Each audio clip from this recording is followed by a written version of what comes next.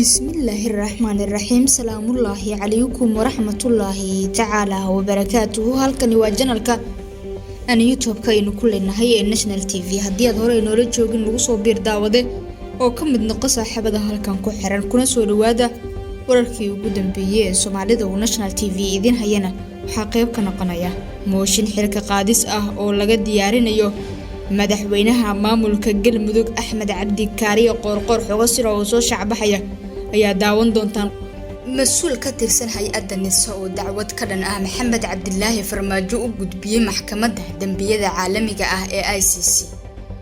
warbixina amuurtaas ku saabsan ayaan eegi doonaa. wararkii ugu dambeeyay fashil ku yimid jadwalka doorashada Garbahaare ee 16 kursi halka yaala iyana waa daawan doontaan. wasiir Omar oo ka hadlay shakhsiyadda Maxamed Cabdilaahi Farmaajo iyadoo weerar afka ah ku qaaday hogaamiyaha Jubbaland Axmed Maxamed Islaam Axmed Madoobe waa daawan doontaan. qodobada iyo qodobadii nagu soo kordho intaan ku guda jirno barnaamij wareedkayaga ayaad ku daawan doontaan. ugu hore waxaan ka codsanayaa inaad nagu soo biirtid oo channelka subscribe noo saar muuqaalkana like garee oo share garee si uu gaaro saaxiibo fara badan. intaasina waa codsiga markana waxaad ku soo dhawaataan kuna soo socdaan qodobadii hordhaca aad ku daawateen oo intaasi ka faahfaahsan. aynu ku horeynayo dhaqdhaqaaq xoog leh ayaa laga soo sheegayaa magaalada Dhuusamareeb ee caasimadda Galmudug waxaana socda oo lala xilka qaadis oo lagu sameynayo madaxweynaha maamulkaasi Axmed Cabdi Kaariye Qoorqoor. mooshinkan ayaa la sheegay in la diyaarinayo oo xildhibaanada qaar ay kaga soo horjeedaan hanaanka madaxweynaha maamulkaasi Axmed Cabdi Kaariye Qoorqoor. mooshinkan ayaa la sheegayaa in la diyaarinayo oo xildhibaanada qaar ay kaga soo horjeedaan hanaanka maamulka madaxweyne Axmed Cabdi Kaariye Qoorqoor. kulawaad 60 xildhibaan ayaa la sheegay inay mooshinka iska diiwaan galiyeen iyagoo qodobo dhowr ah ku haysta in uu jabiyay madaxweynaha 2 sano uu xukunka hayay. Qoorqoor oo lacago badan ka sameeyay doorashadii xildhibaanada federaalka ayaa warar hoose ay sheegayaan inuu cadaadis kala kulmo filla Soomaaliya si uu xukunka dalka isugu soo sharaxo iyada oo sidaasi ay ahayd ayaa muujado hor leh lagu daray oo xildhibaano ayaa mooshinka la sheegay inay ka wadaan ay xilka ugu qaadiyaan xilli ku xigeenkiisa Cali Daahir Ciid iyo isagu aysan isku wanaagsaneen muddooyinkii dambe. wasiirkii hore ee amniga Galmudug Axmed Macalin Fiqi iyo wasiir ku xigeenka warfaafinta Soomaaliya Cabdiraxmaan Yuusuf Al-Cadaala ayaa labadooda midkood laga yaabaa in uu noqdo madaxweynaha cusub ee Galmudug haddii uu meesha ka baxo Axmed Cabdi Kaariye Qoorqoor sida loo badinayo. dhinaca kale haddii aynu eegnana wararkii ugu dambeeyay fashil ku yimid jadwalka doorashada Garbahaare waxaa mar kale fashil ku yimid jadwalka uu shaaciyay guddiga doorashada Jubbaland ee ku aadan qabashada doorashada kuraasta Garbahaare ee xarunta gobolka Gado oo ah deegaan doorashada labaad ee maamulkaasi.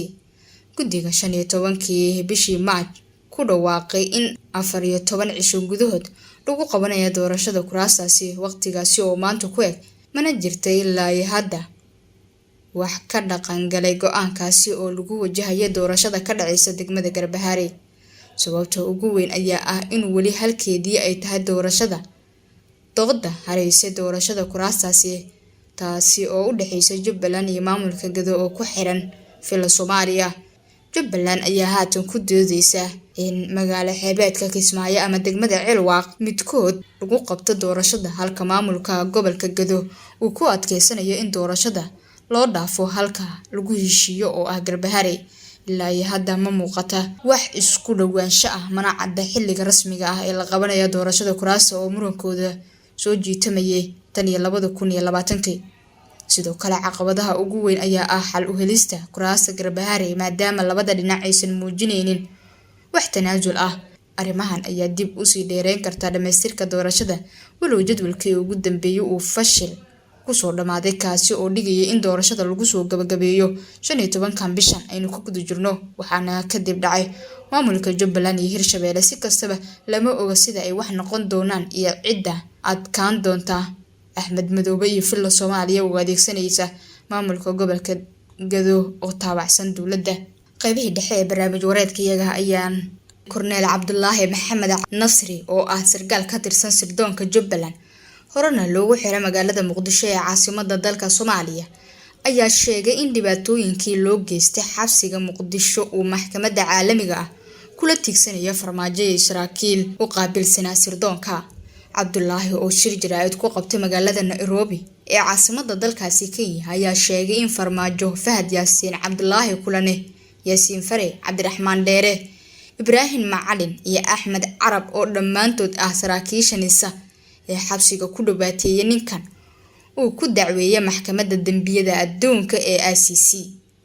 Sargaalkan ayaa hore muuqaaladiisa loogu baahiyay barnaamijka Ha Noolaato ee wariye Ayaanle Xuseen Cabdi isagoo ka sheekeynaya tacadiyadii ay NISA ugu geysatay godka Jilcow ee magaalada Muqdisho, isagoo sheegay in lugaha uu ka naafoobay. Sidoo kale Korneel Cabdulaahi waxa uu sheegay in qorshihii koowaad ee maxkamadda ICC uu cadeymaha dhibaatadii loo geystay ugu gudbi lahaa uu meel fiican uu marayo. Dhammaan bulshada Soomaaliyeed iyo siyaasiyiinta qaar ayuu ugu mahadceliyay in ay ku garab istaagaan sidii uu cadaaladda u heli lahaa, isagoo Alle naxariistiisa ugu baryay xildhibaan Aamina Maxamed Cabdi oo ka ballan qaaday inay baarlamaanka cusub horgeeni doonto keeskani.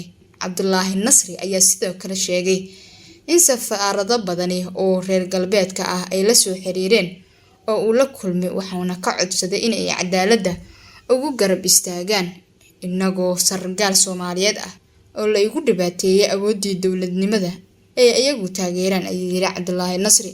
Isla maraynaayay wasiirkii hore ee gaadiidka iyo duulista hawada xukuumadda Soomaaliya Maxamed Cabdulaahi Salaad Omar ayaa bixiyay wareysi uu kaga hadlay saddex dhinac oo kala ah arrimaha Jubbaland, taageerada uu hayo madaxweyne Maxamed Cabdilaahi Farmaajo ee shaqadii wasaaradda ka qabatay intii uu hayay xilka. Ugu horeyn, wasiir Omar ayaa sheegay in shaqo baaxad leh uu ka soo qabtay wasaaradda gaadiidka iyo duulista hawada Soomaaliya, taasoo ugu weyneed soo wareejinta maamulka hawada Soomaaliya oo Nairobi laga maamuli jiray ilaa waayihii ay burburtay dowladda dhexe. Sidoo kale wareysigan oo wasiir Omar wuxuu aad ugu dheeraaday ka hadlida arrimaha Jubbaland, isagoo sheegay in maamulkaasi uu wajahayo dib u dhac weyn, wuxuuna aad u dhaleeceeyay Axmed Maxamed Islaam Axmed Madoobe hogaamiyaha ah Jubbaland, isagoo ka sheekeeyay sidii uu ugu fashilmay qorshihii uu doonayay inuu madaxweynaha kaga noqdo Jubbaland. Omar oo la weydiiyay in uu ka tanaasulay dhinaciisa hoggaanka Jubbaland, wuxuu cadeeyay in weli ay damacaasi uu ku jiro, isagoo sheegay in dadaal badan uu ku bixinayo sidii maamulkaasi looga saari lahaa gacanta Axmed Madoobe. Mar uu soo hadal qaaday shakhsiyaadka Farmaajo, waxa uu ku tilmaamay nin aad ugu wanaagsan oo haddii uu cod leeyahay uu maanta dib u dooran lahaa, isagoo cadeeyay in jaceylka iyo taageerada uu Farmaajo u hayo uu Axmed Madoobe ku kalifay. Wasiir Omar oo qirtay intii Farmaajo xukunka joogay inay dalka ka dhaceen gobol falo waaweyn, balse waxa uu ku andacoonayaa in bini'aadanimada ay wax ka qaldami karaan, laakiin intii uu Farmaajo ka bartay uu yahay nin leh shakhsiyad hogaamiyo oo ku habboon in dib loo doorto, sida uu hadalka u dhigay wasiir Omar. Aad baad ugu mahadsan tahay daawashada muuqaalkan. Haddii aad nagu cusub tahay nagu soo biir oo channelka subscribe inoo saar, intaasina waa codsiya, balse waxaan kaa codsanayaa inaad nagu soo biirtid oo channelka subscribe inoo saar oo ka mid noqo saaxiibada halkan ku xiran. qaybta hoose ee commentiga aragtidaada qurxoon iyana waa inoogu reebi kartaa. Mahadsanid. Muuqaalkan kiisi xiga Rabbi idinkiina nabadgelyo.